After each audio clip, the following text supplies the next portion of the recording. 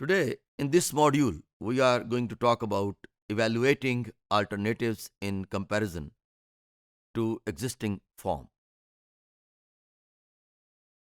The local approach.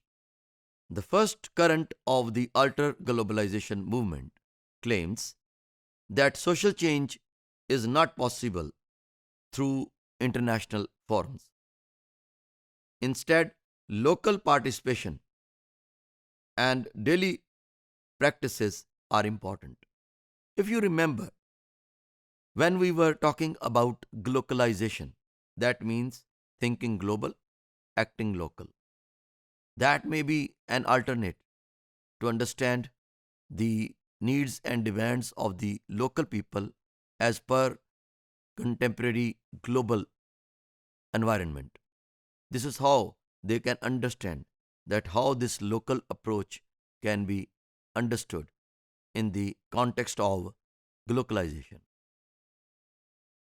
The advocacy approach. The second current of the movement argues that there is a dire need to develop coherent arguments on issues like food, insecurity, and sovereignty of the state. When people are lacking their basic communities of life, it causes deprivation among them and migration of dreams happen among them. So it may make them violent, and to stop it, state needs to understand that it has to play its responsibility, has to play its duty, has to perform its duty in time. The state approach. According to the third current, a broad social change can only be achieved if government and state appropriately implements the public policies that I earlier explained. That state needs to play its role positively to understand the needs and demands of the people in time. The alternative globalization represents an important reflection of the contemporary world. It is traced back to the 1980s as a response to the protests and giving an idea that there is a possibility of another world. Alter globalists do not oppose the idea of the free market. Instead, it is against the idea of free market practices and other discriminatory political policies which violate human rights.